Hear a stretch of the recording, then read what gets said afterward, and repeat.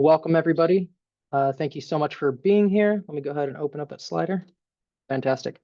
Welcome, everyone. I just want to give everyone the opportunity to take a moment. Feel free to introduce yourselves in the chat. So go ahead and if you'd like to include your name, affiliation, and where you're joining us from today. Great opportunity for folks to connect. Once again, welcome, everyone. Juan Lades with the Central Coast Climate Justice Network. Also known as CCCJN, C3JN, a bit of a back and forth there at times. Grateful you're here today to learn about our community's visions for a Green New Deal for the Central Coast.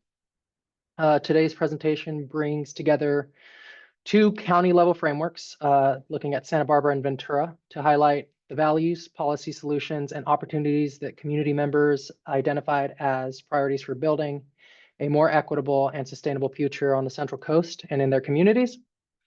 This is a bold, community-rooted vision grounded in shared needs and hopes, and it's up to all of us to move this work forward. Pardon me, click something. Okay. Well, hey, Juan. Yeah. So sorry to interrupt. I think we've heard from a few people that the chat might need to be enabled. I'm not sure if that's something we can easily remedy. Thank you. Okay, let me see chat.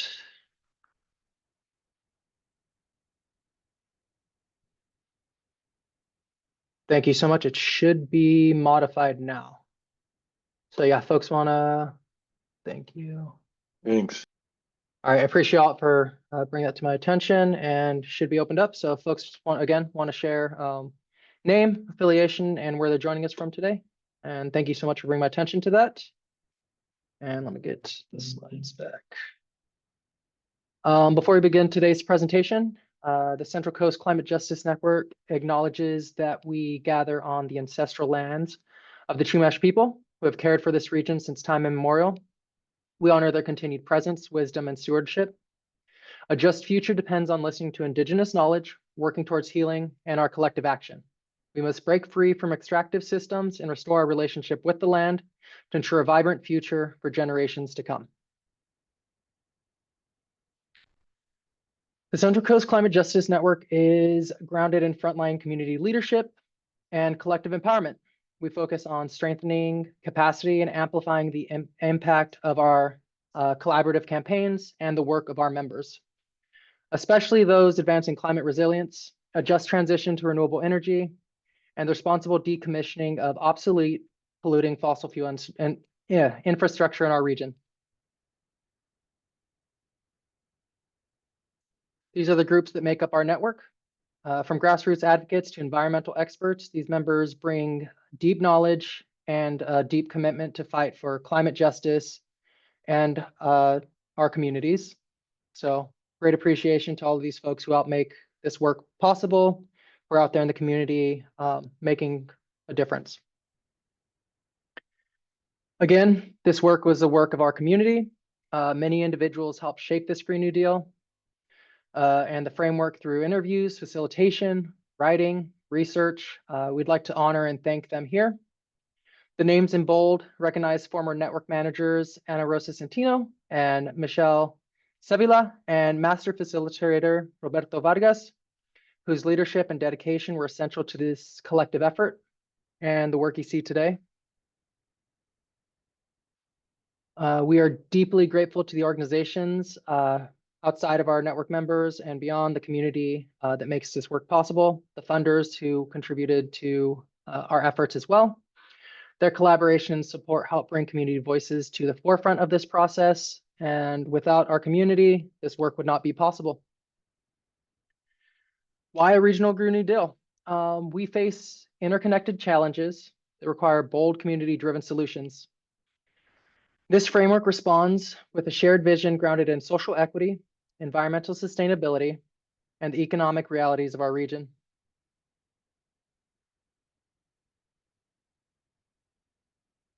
So a little more about the process behind how we developed these frameworks and gathered this information. This Green New Deal was shaped by the people it's meant to serve. Through more than 50 House meetings and the participation of over 500 community members, across the region, Santa Barbara and Ventura counties. We listened deeply and collectively identified regional priorities. The process uplifted the leadership of Indigenous peoples, youth immigrants, farm workers, and other frontline communities. And it was guided by local community-based organizations. Shared regional priorities.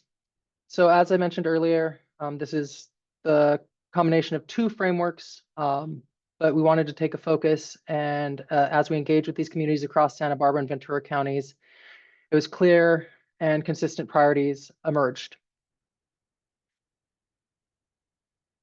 These shared priorities reflect the lived experiences, wisdom, hopes of those most impacted by climate and social injustice. Together, they form the foundation of a regional vision rooted in equity, resilience, and community power. The first common or shared regional priority was climate justice. Climate justice for us, and in this work, means protecting those who are most vulnerable, communities already facing displacement, pollution, and climate hazards.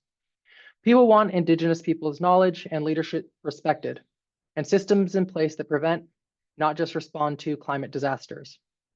It's about planning with culture, language, and equity at the center.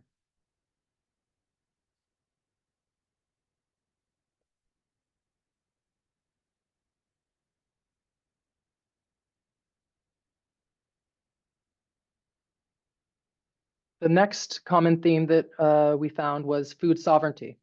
Food sovereignty is about the collective power of the community and with the community in control of control of who grows our food, how it's grown, and who benefits. People want to end toxic pesticides and want farm workers and Indigenous growers to have land, dignity, and a voice. It's about healthy, resilient food systems that care both about people and the earth.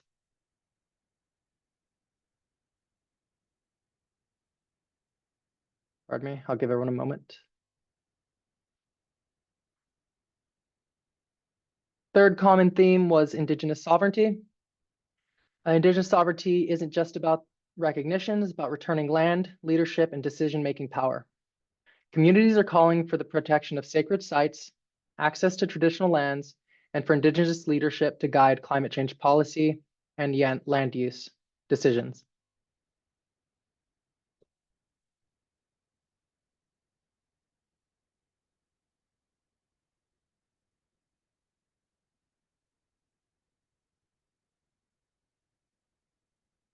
And the next common theme was labor justice. Climate justice must include economic justice. This means supporting workers, especially those who are often excluded or exploited. We need strong protections, fair pay, and pathways into the green economy for youth, immigrants, and formerly incarcerated people.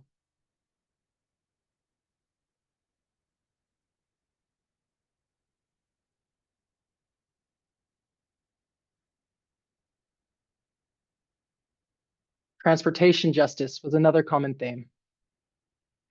We need access to safe, affordable transportation. This is a climate issue and a justice issue. Communities want to see clean buses, safe walkways, and transit systems that connect rural and urban areas, especially for those without cars, our elders, and for working families.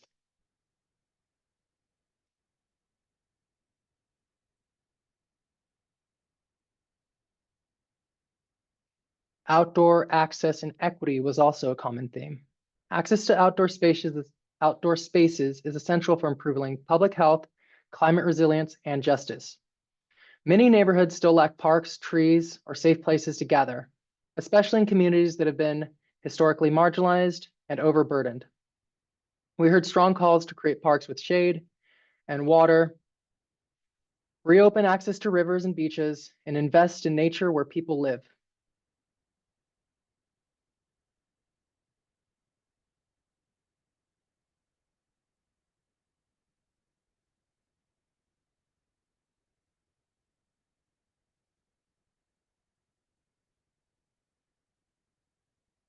Health was a topic that came up often during our outreach. People want healthcare they can access in their language and delivered in ways that reflect trust and culture. That includes mental health, support for undocumented residents, and wellness programs rooted in community care. We also heard calls to move resources away from policing and into healing-based approaches for the community by the community.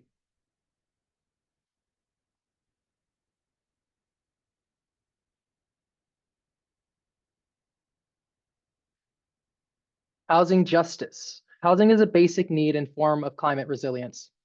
People want homes they can afford. They won't be lost to fire, heat, or flood.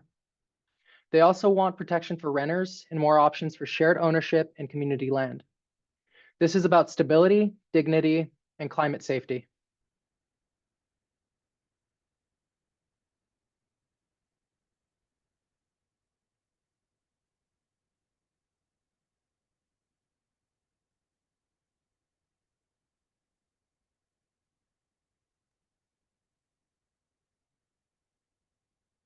Now transitioning into some individual or highlighted county-specific findings and priorities.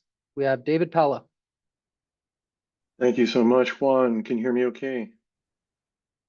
Excellent.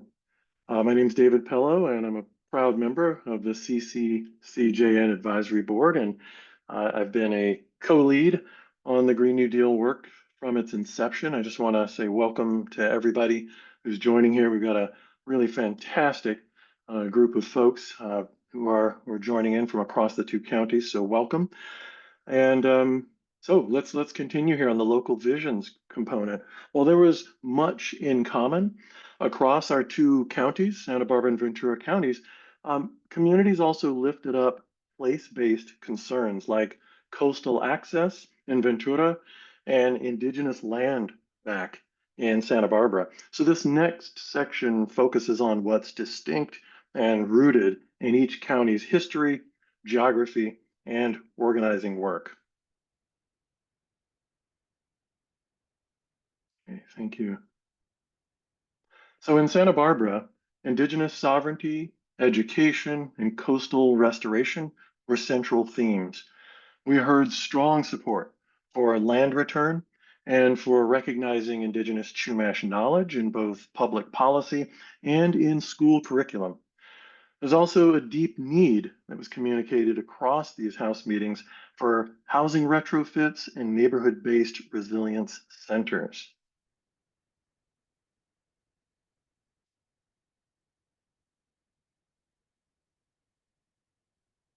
Ventura County's Green New Deal vision is shaped by decades of frontline advocacy.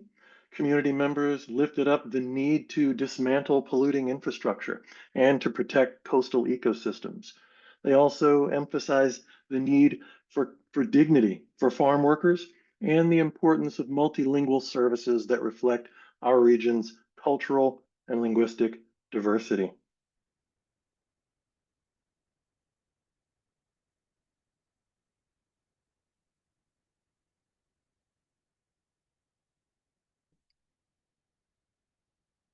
So a just transition is really at the heart of our Green New Deal. And we want to emphasize that it's not just about producing and consuming cleaner energy, it's also about changing who holds power, changing how decisions are made, and changing the view of what in the practices that lead us to ask important questions like, what kind of future do we want to build? So it's our view, based again on these conversations, these 50 plus House meetings with at least 500 people across the two counties, that we really do need to leave behind the systems that have extracted so much from people and land and create new systems that are rooted in justice, rooted in healing, and in shared responsibility.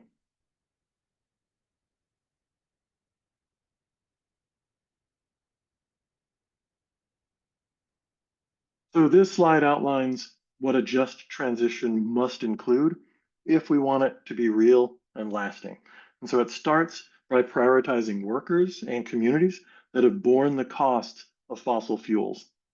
It also means creating enforceable agreements like community benefits agreements and project labor agreements These are mechanisms intended to guarantee community investment, local hiring, and fair labor conditions. Ultimately, a just transition is about shifting power, not just shifting infrastructure.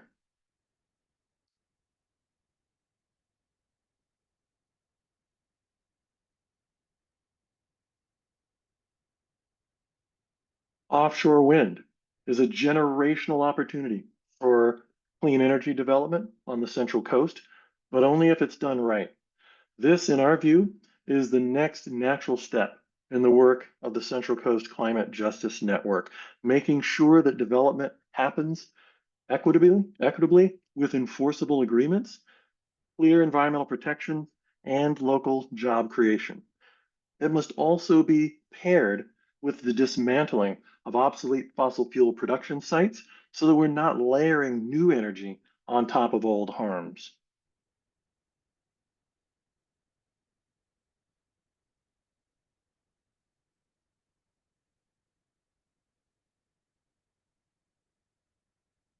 Okay, decommissioning. This is essential to any just transition. It's not enough to build new clean energy. We also, again, have to shut down the infrastructure that has caused so much climate and environmental harm across the decades. So on the Central Coast, this includes the Ormond Beach Generating Station in Oxnard. It includes the West Side Compressor Station in Ventura, and it certainly includes the Sable Pipeline in Santa Barbara County. And as we know, these sites are aging, they are polluting, and they are located near homes. They're located, in some cases, near our children's schools and sensitive ecosystems. Removing them is about restoring land, protecting health, and honoring the demands of our frontline communities.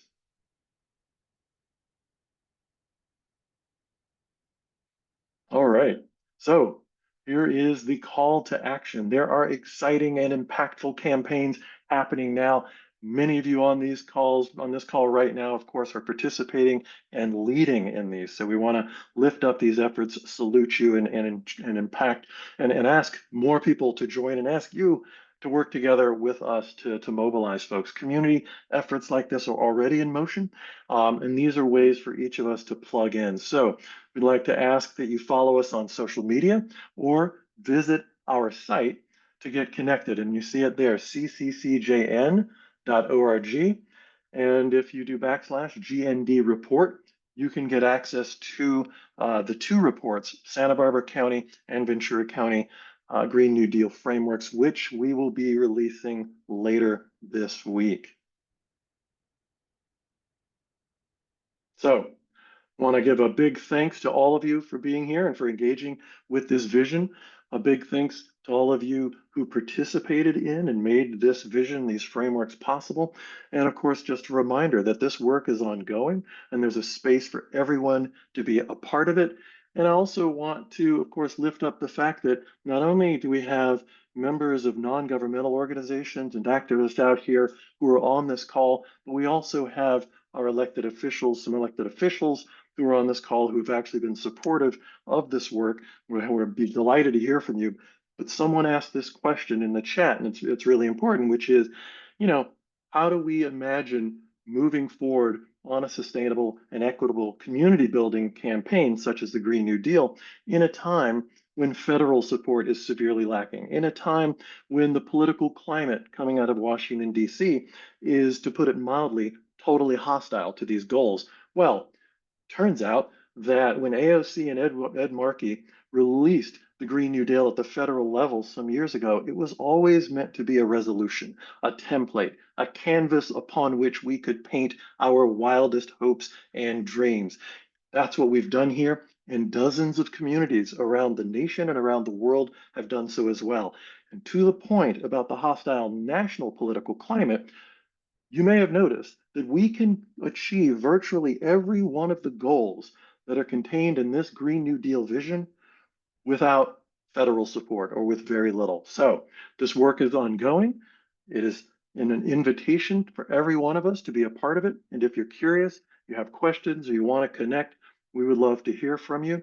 And I'd like to take some time right now to open it up for questions and answers and comments. So thanks everybody for being here, and Juan and I are happy to engage you. So as always, we have the chat is open, and feel free to and we have a Q&A as well. So please join me. Did I get that correct, Juan?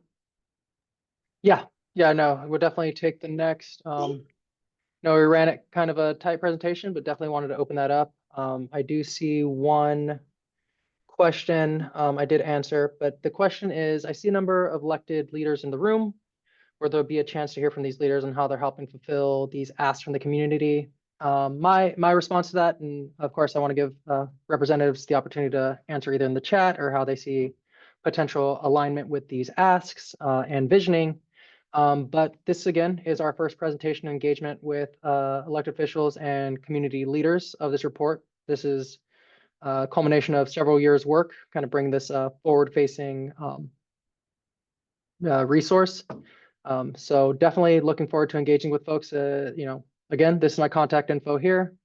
We'd love to engage to help guide the work and support folks moving forward. But if anyone would like to take that, any alignment from any leaders or elements of this community vision that they already are engaging in, please feel free to answer in the chat. And if anyone wants to speak, I can give folks permissions.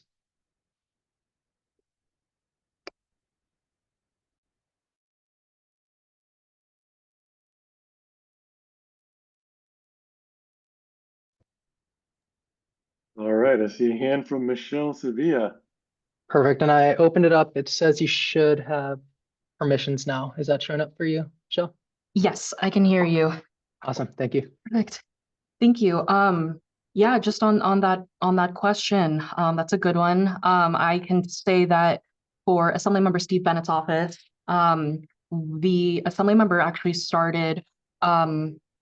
It's so odd being his comms director because he doesn't really like to talk about it himself, but he has publicly opened up a kind of a roundtable regular convening of green offshore wind stakeholders just to try and position at least Ventura County into such a state with the Port of Wainini and the proximity to Port of Los Angeles on, forward progress for offshore clean energy, making sure that local schools and curricula are geared towards, the expanding horizon of clean green jobs all the way to the current labor sector with a significant number, both in Ventura and Santa Barbara counties on oil and gas, and getting those kind of laborers, the offers to transition into the green and renewable energy space.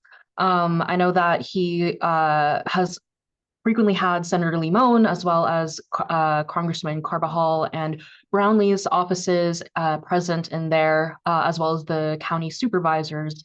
So for those interested in that, it's really kind of behind the scenes, just making sure that everybody is kind of doing their due diligence to prepare for the streamlining of offshore wind. Specifically, it was, I believe, AB 550 from Assembly Maritsuchi 2 or 3 years ago. So that's just to address the kind of ongoing state's climate progress goals for transitioning to a decarbonized state. Perfect. Thank you so much for sharing that. I did want to bring up one more question. I also see Gunner's hand being raised. But I do see one, or kind of providing the opportunity to speak on this too. On an individual level, on the elected leaders question, I'm interested in seeing how these electeds are working to bridge gaps made from the federal funding cuts. This includes still making progress on the state's goals on the energy transition, cost of living for lower and low middle income class households. And now I'm going to go ahead and open it up to Gunner. Feel free to answer the previous or this question. Awesome. And and then followed by Jordy. Hey there, can everyone hear me? Good on our end. Awesome. Well, nice to meet you all. Gunnar Langenhusen here. I'm a field rep for Assemblymember Greg Hart. To the question that was just posed, and super important question, I think we're dealing with a situation in which the federal government is retracting a lot of funds, particularly for a state like California with progressive values. And simultaneous to that, California is going through its own budget deficit. So the decisions that are before us in the upcoming years are going to be difficult, and we definitely need to center underserved communities, and we need to, hold on to our values, our progressive values. So can't answer that question fully because there is just a lot of uncertainty. I think that's kind of the term of the time right now. What I can say is, my boss was appointed as the chair of the budget subcommittee 7, which is on government oversight and accountability. And they have really been evaluating different, federal funding sources and how the state is going to react and ensure that we're funding programs that are really important, particularly for marginalized communities. So we're, very aware of those issues. And then, kind of just to piggyback off of what Michelle was speaking on, Assemblymember Hart, alongside Senator Lamone here in Santa Barbara County, have been working really hard to ensure that state agencies are aware of the efforts that Sable is going through to try to restart oil production off of our coast. Obviously, they've violated a lot of rules, whether it be the Coastal Commission or the Water Board, but both of our offices are working to ensure that our state laws are being followed, and ultimately trying to ensure that we're moving towards a decarbonized economy, particularly along the Gaviota Coast. So I'll leave it there. I'm going to drop my contact information in the chat if anyone wants to, have specific conversations or meetings. Would definitely love to carry this conversation on. Thanks for allowing me to speak. Thanks so much, Gunnar.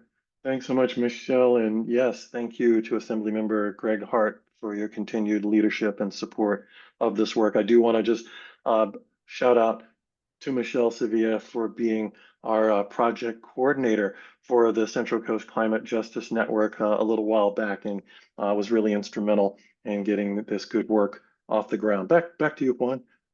Perfect. So I do see Jordy has hand raised. And I believe muted current. There we go. Yeah. Hi, thank you. Thank you for putting this on. And just to kind of piggyback off of what the other folks said and add, I think something forward. Well, I'll go for the defense and then I'll go for the offense. So on defense, we have allocated, the state legislature has allocated $25 million to the Attorney General specifically to fight some of this stuff coming down from the federal level. And in his last term, I'll say that the Attorney General was successful in at least, I'm going to give a low number, I think 70% of cases that were brought forth. So I will say that I think that that's fairly effective, and that will be effective in the coming 4 years. In addition to that, I want to highlight, especially for a group like the CCCJN, we had recently passed the historic climate bond, and a good portion of that was specifically for environmental justice funds. So that's through the state. It won't be taken back by the federal government. And I would encourage all the groups here to seek that funding when it becomes available. Thank you very much. Oh, and I'm on from Senator Lamone's office also. She was on the climate negotiating team for the climate bond. So if you want any more information on the climate bond, please reach out to us. Thanks. Yeah, and thanks for that good news about that support, those resources that are available, Jordy. Thank you. And Jordy, is there a best point of contact that you'd like to share with folks? I'll drop my email in the chat. Perfect. Thank you so much. And then I see Joan, is that the hand raised? Yes. Supervisor Hartman, yes. Okay, well, thank you again so much for all the years of work that you've put into this framework, and I hope it'll guide us long into the future. It's, government tends to work in silos, and the federal and state government are no different. And it's really, I find myself in local government trying to integrate some of those silos, and that's not the easiest thing, because we have different departments, and trying to get them to communicate is hard enough too. But your framework is very broad, and my mind is just clicking away how to pull these things together, but I'll land on just a couple. I can't emphasize how important the Sable restart would be to GHG emissions in our county. It would be the largest emitter, and once those jobs come back, once that tax revenue resumes, it went away once, but to get it to go away twice would be really, really hard. And this company is, they're just working. They're now, I can see them out my window working on the Santa Ynez River, putting the pipeline in. So they are, just bulldozing forward and going to deal with the consequences later when it's, all their repair work is done. So getting involved in that is really critical. I wish there would be some action of civil disobedience where we would go and just pin ourselves to those bulldozers. The other thing I want to mention is the county's climate action plan. The state has authorized local jurisdictions, counties and cities with AB 3233 to prohibit new oil and gas operations, and to also phase out old oil and gas operations onshore. We do not have jurisdiction offshore. And so this is coming forward to the Board of Supervisors. It's currently scheduled for May 13th. That day may change, but I encourage everybody to get involved in that, because we have to leave it in the ground. We have to make the transition. And so this is, it's going to be controversial, but it's very important. Thank you so much, Supervisor Hartman. Oh, sorry if I cut you off. That's Please. it. Okay. Signing off. I just want to say you really appreciate your support and leadership on this work. I know you've been there from the very beginning, leading and listening and showing up for the community. You heard it here first, folks. Supervisor Joan Hartman calling for civil disobedience to achieve the goals of climate justice, and I want to echo that. I think that would be great. We've got a proud tradition of that in this country and in this community, as most of us know. And thanks also for the shout out on the Board of Supervisors hearing. You said May 13th, is that? That's currently the scheduled date. It may slip. We're waiting to see. Okay. Really important work. Thank you for your leadership. Juan, I think I'll turn it back to you. Oh, I think you're muted. Classic. Yeah, I was gonna say, I don't see any further questions, or I did see one from Malaya asking us kind of the historical context of creating this vision. If you kind of want to speak to the past, David, and I'll kind of speak how this will help guide our work moving forward. We'll kind of two-part it, if that's good for you. Oh, sure. Yeah, I'd be happy to. And there are other folks on this call who were involved in those earlier days. But yeah, this goes back to probably about 2019 and certainly 2020, when we began this process as a consciously multi-issue, multiracial, multilingual network, regional network that was really from the very beginning very, very serious about understanding that we weren't going to solve, or let me frame that positively, that we were only going to solve the climate crisis and our environmental crises if we built strong networks and coalitions, and that we're very consciously focused on bridging gaps and bridging divides between various cultural and demographic groups. And we were looking for a signature campaign early on, and the Green New Deal seemed like a really good way to achieve all of those goals. And so drawing on some of the proud history and proud work of the United Farm Workers Movement, Cesar Chavez, Dolores Huerta, Larry Itliong, and others who really did pioneer or certainly perfect the House meeting model.